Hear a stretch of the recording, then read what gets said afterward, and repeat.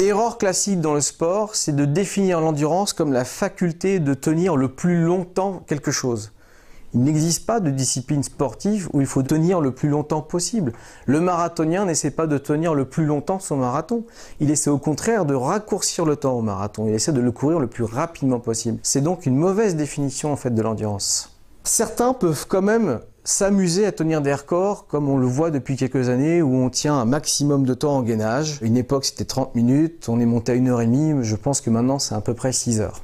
Après, il existe quand même des disciplines comme le tennis, où ça peut durer de 3 heures à 5 heures. Il y a une véritable incertitude, mais encore une fois, le but n'est pas de tenir le plus longtemps possible. Ce n'est pas la définition de l'endurance. Le métabolisme et le renouvellement de l'énergie au sein du muscle est une partie spécialisée du métabolisme qu'on appelle les réactions énergétiques. Elles ont deux grandes familles, celles en utilisant l'oxygène et celles qui n'utilisent pas l'oxygène. Donc la voie aérobie et la voie anaérobie. Dans la voie anaérobie, il y a deux petits sous-ensembles. Dans la famille aérobie, il existe de très nombreux sous-ensembles, mais en sport, un seul nous intéresse en général, celui qui utilise le sucre. Si on reprend dans le sport, nos deux moteurs anaérobie et notre gros moteur aérobie forment trois moteurs. Ces trois moteurs tournent en permanence.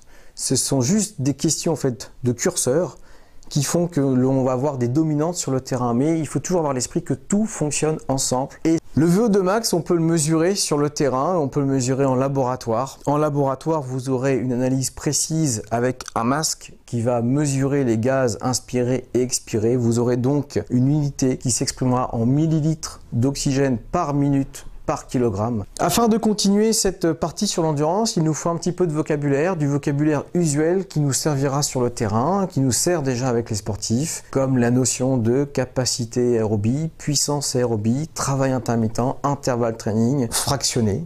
Toute cette terminologie qui est vraiment utile et qu'il faut un petit peu détailler. Le travail de la capacité aérobie est un travail où vous avez ce que l'on appelle une aisance respiratoire. Vous pouvez courir et discuter avec votre collègue. Si vous n'avez déjà plus à discuter, vous avez dépassé le stade de l'aisance respiratoire, vous êtes déjà dans ce que l'on appelle une puissance. Puissance, c'est-à-dire qu'on a augmenté le débit, est tellement fort que l'usage de la parole n'est plus possible. La capacité aérobie aussi correspond souvent à la reprise des entraînements, reprend au petit footing, à l'endurance dite fondamentale, qui nous permet de justement augmenter nos réserves énergétiques, comme nous l'avions dit, mais cela n'a pas un temps infini. Vous n'allez pas augmenter vos réserves énergétiques pendant 6 mois. En général, c'est un travail de 3 à 6 semaines qui est largement suffisant pour préparer le corps à la suite.